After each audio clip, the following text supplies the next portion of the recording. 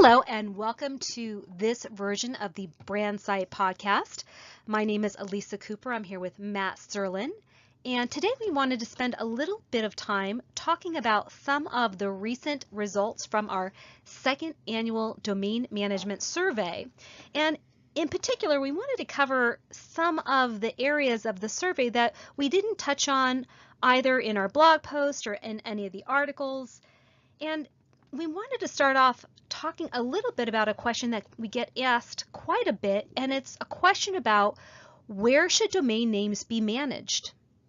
Yeah, I think what's interesting is in looking at the results, and probably not entirely surprising given what we've seen over our time in the industry, is almost 60% of respondents are managing the domains out of the legal department. And I think because domains are in a lot of ways considered intellectual property and tied in with trademarks, that really makes a lot of sense that they are managed centrally out of the legal department. I think what's interesting to me is you saw a lot of respondents that came from ancillary departments, things like an IT department or marketing department. And really, in a lot of the conversations that I have had with corporations over the years, I think that the best kind of design around how to manage a corporate domain portfolio is with that sort of multi group involvement, right? So yes, they may ultimately be responsible in the legal department, but you have to have involvement from all those other groups. And that's why you see a lot of companies that have set up things like a domains council is how one large company refers to it. And really what that does is it brings together various stakeholders because domains touch so many different groups. They're technology, they're used for marketing, they're certainly intellectual property. And so I think regardless of where they're ultimately managed and who ultimately is responsible, I think the most successful way to manage a corporate portfolio is multidisciplinary, to bring those various stakeholders together to effectively manage the portfolio. I agree, and I think it's probably worth noting in the survey, we had almost 19% respond that they were managing domains through some sort of interdisciplinary group or some cross-functional team or some sort of shared services. But as Matt mentioned, legal was, far and away the most often used department to manage domains. Now, another question that people ask, and one that we ask too, is sort of, how often do people spend, each week managing domain portfolios? And in the survey that we did, we found that there were almost equal numbers of people that managed domains either less than a week and 4 to 5 times per week. So like the same number of people were sort of either just doing it once or doing it almost every single day. But I think the thing that when we looked more closely and we looked at how that compared to the number of domains under management, we saw that there was a very close correlation. Yeah, the other thing we were looking at that may sort of drive that home is, if you've had a corporate domain portfolio in place for, even a half a dozen, 10 plus years, at this point in the ecosystem, there's not a lot of new gTLD launches. There hasn't been many ccTLD liberalizations. For the most part, most people have things set to auto renew. It kind of gets on steady state mode, right? Purely when you're talking about the actual management of the portfolio. Certainly, if you've got responsibility for domain infringements and things like that, it's gonna increase the amount of time. But just the sort of core managing the domain portfolio, you can see how if you've got things kind of dialed in, it's really not going to take you that much effort. Again, unless, to your point, you've got a large 10, 20,000 domain names that you're constantly having to make decisions on, make sure things are pointing to the right content, all of that stuff. I can see how a smaller portfolio really isn't going to take you that much time. Again, at this point in time, who knows what that looks like, in 2, 3, 4 years. We just don't know. But I think right now it certainly makes a lot of sense. One of the other questions that we asked in the survey, and I think also pretty interesting, was sort of, how were people engaging with ICANN? And, I think that, the people that participated in this particular survey are, people that are very involved with domains generally.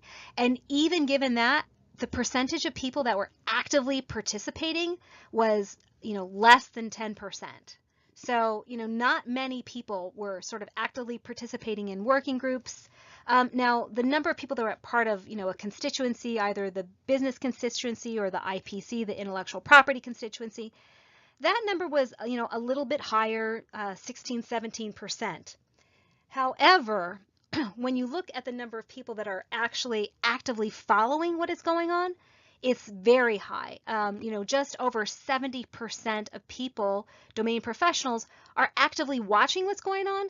I think for me, sort of the big takeaway is, a lot of people are watching, but they're not really part of the process.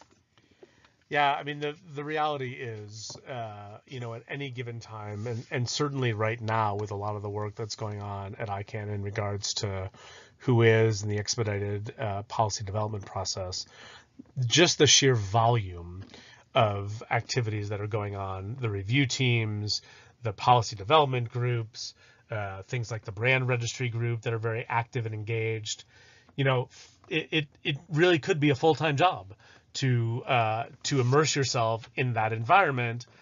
Certainly, it's very difficult to do that, given the fact that, again, over time, we've heard and seen that certainly corporate legal budgets have been reduced, resources have been reduced. So people just frankly don't have the time or the bandwidth to really be engaged to the point that maybe they'd want to, get involved in working groups and things like that.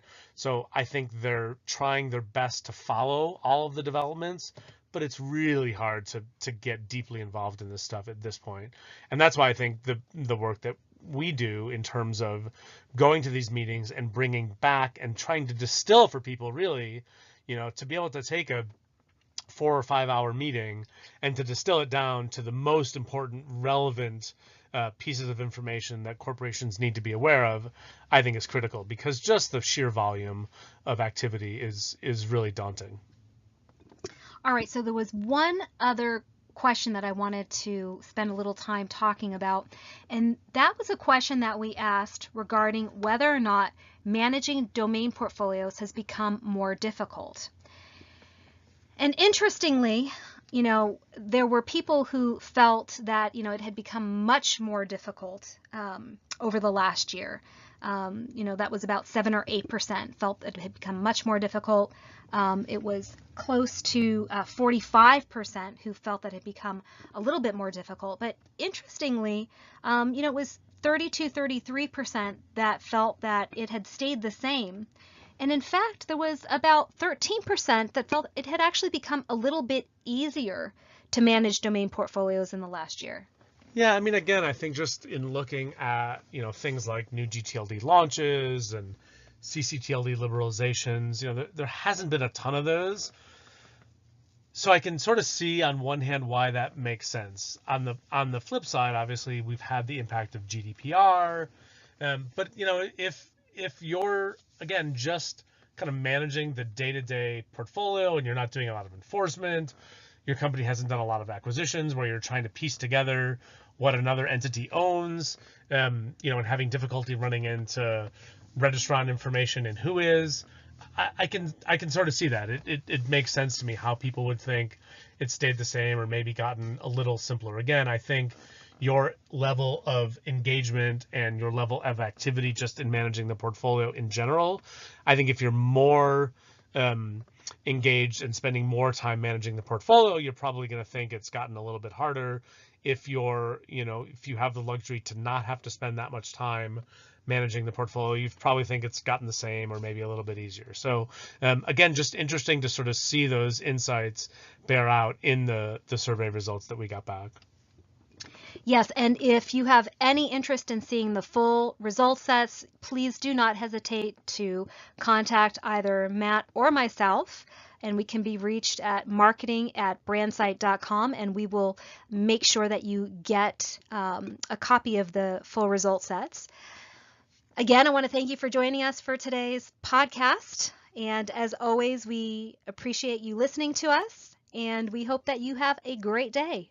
Look forward to next time, everyone. Thank you. Thank you.